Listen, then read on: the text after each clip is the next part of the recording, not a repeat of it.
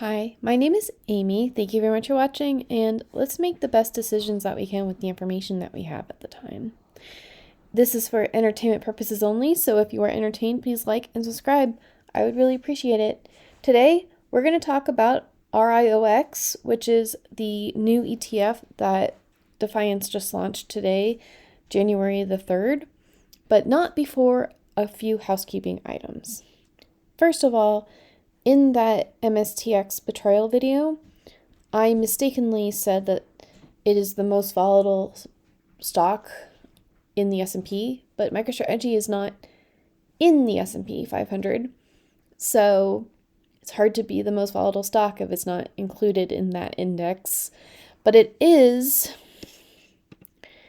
9 times more volatile than the Dow Jones Industrial Average, and it's amongst the most volatile stocks in the technology sector.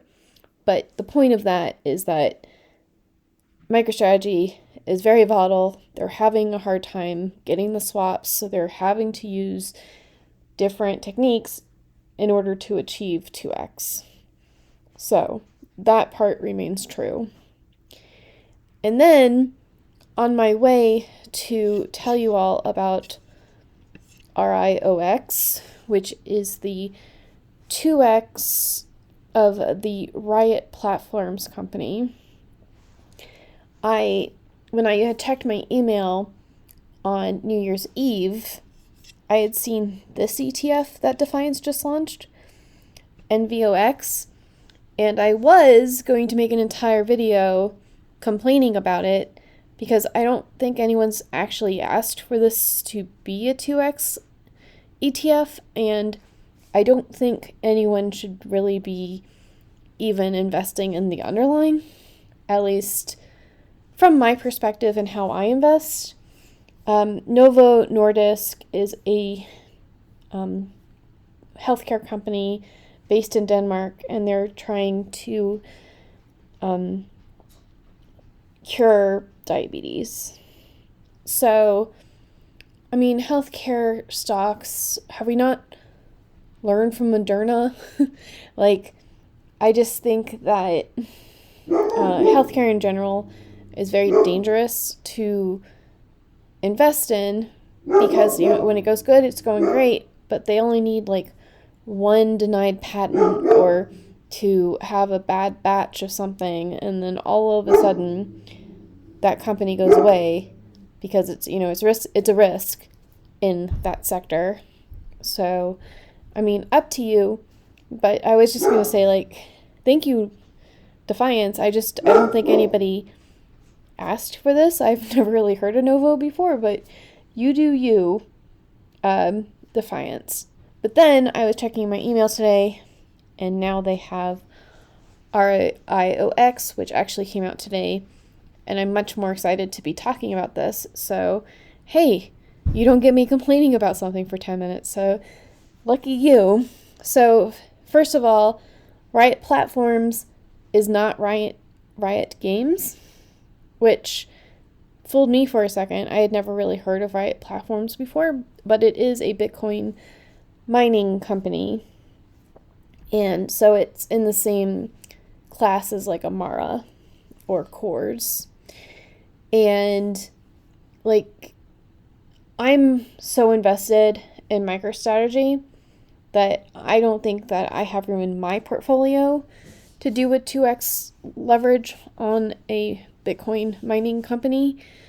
But this one is basing its company off of being really energy efficient and getting credits from Texas and things like that. So it's going to be a competitor to Mara. Mara has better momentum and has a larger market cap right now, but if Riot can be more efficient and get a bigger market share, then it could be a good rival to Mara. It would almost be like if you're doing an options wheel on Mara and Riot, it would just be they have different implied volatility. They'll go in the same general direction, but it's kind of like having group A, B, and C from YieldMax, where you'll just be getting it from different single stock options. So I think that this is a good ETF if you are looking to be more into Bitcoin related ETFs versus just be in Bitcoin itself. So I just wanted to tell you that this was out there as it exists. And I asked Perplexity AI, like, why would anyone even invest in this? And they have Bitcoin mining, data center operations, electrical switchgear engineering, and they work with third parties. And then I asked it a bunch of questions. Honestly, we're not going through the whole thing. But Riot ranks, let's see. I really like asking it because it's like, I don't know, it's up to you. You do your own research. So,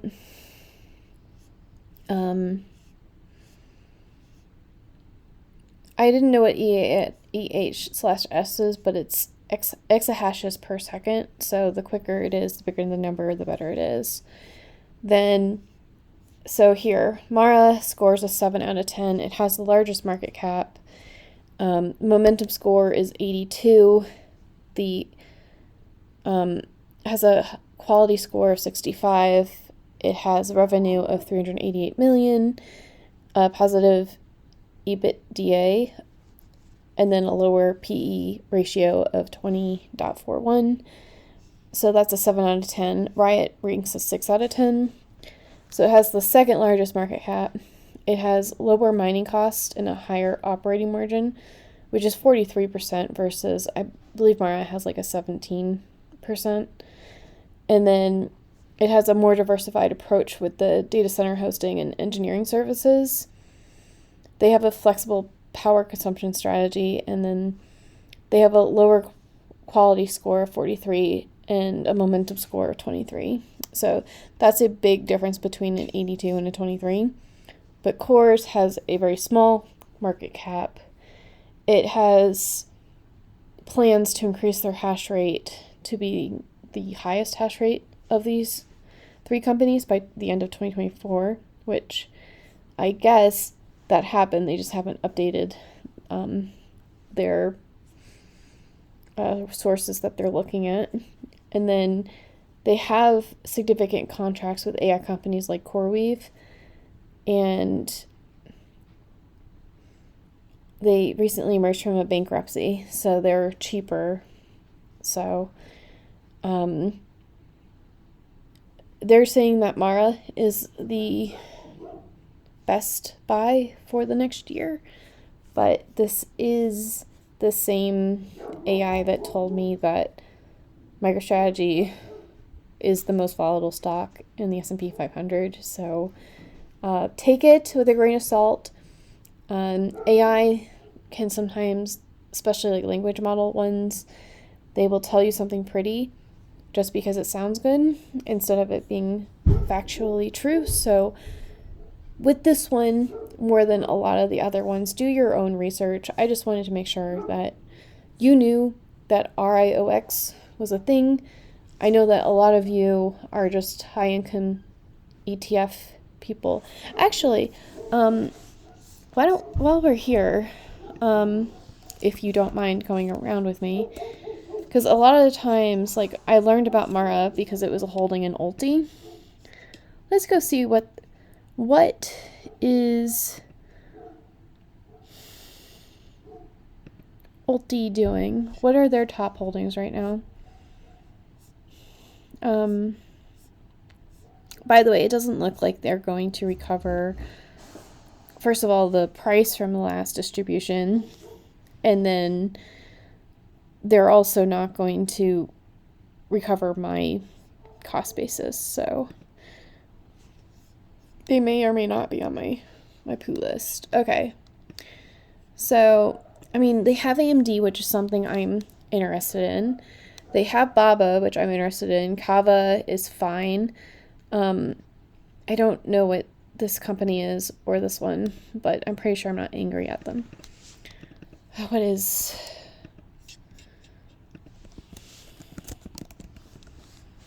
Coherent. Okay, what it is... Coherent is an American manufacturer of optical materials.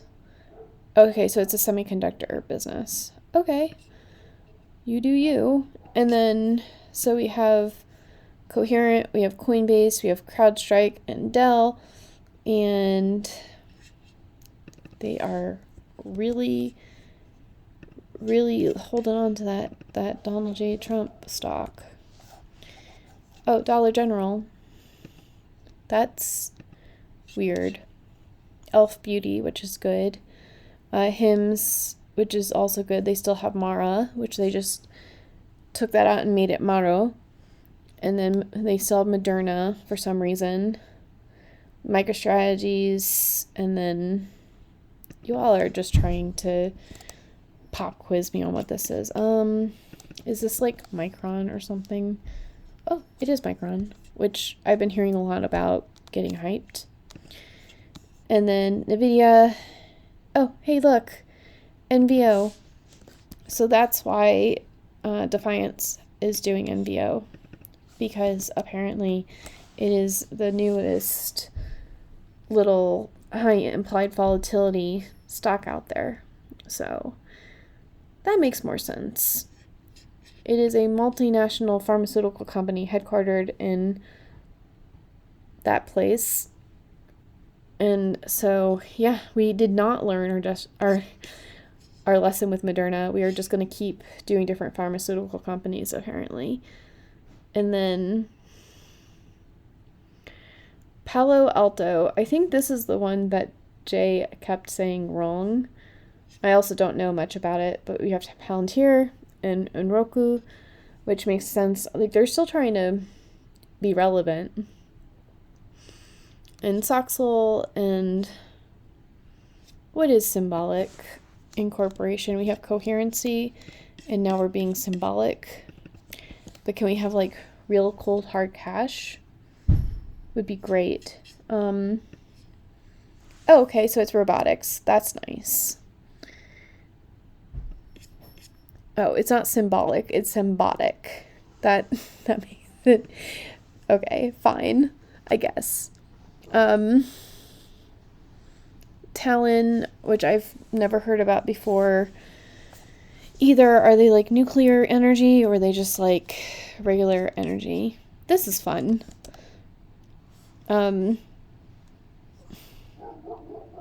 It's an independent power producer founded in 2015.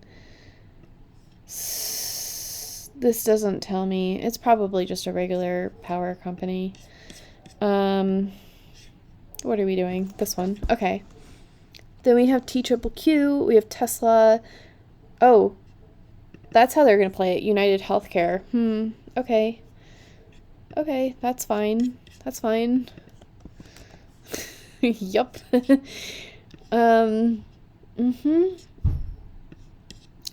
Okay.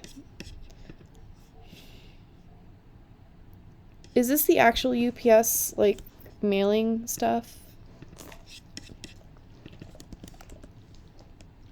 Oh, no, this is Upstart, which is an AI lending platform.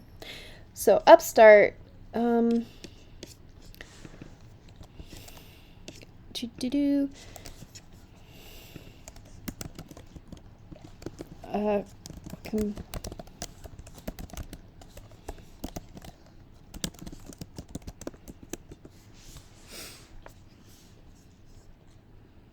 okay, so Upstart is a competitor of SoFi.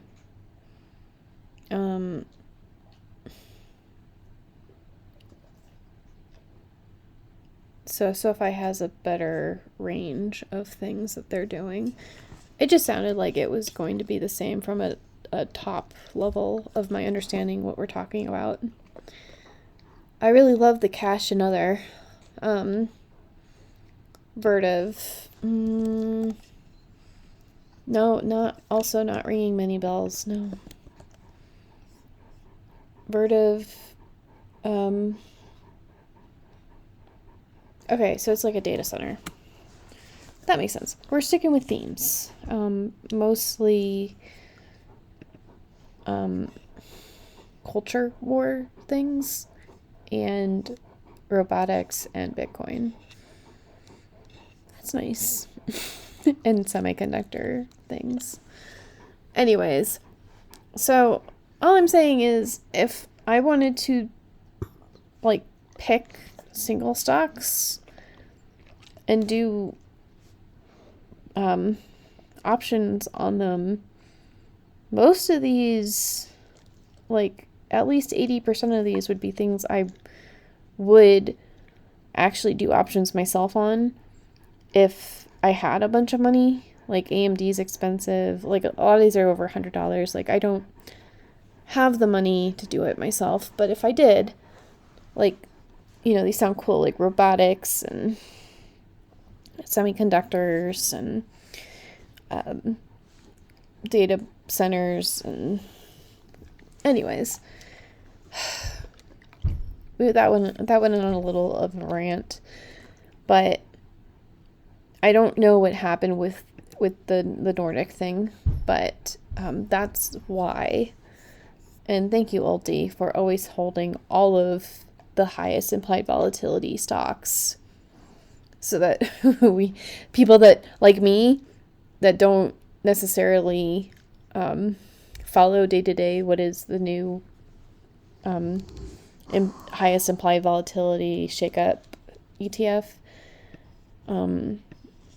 you keep us on our toes. Anyway, I also wanted to bring up that during the day today, I actually worked a little bit on yield might, not on actually updating the cards themselves, but I made it so that it's more mobile friendly, that when you're on mobile it looks like this, and then when you click into it you can actually make changes in the amount and the stock price and everything, mostly because I was finding it hard to use on mobile and I wanted to use it.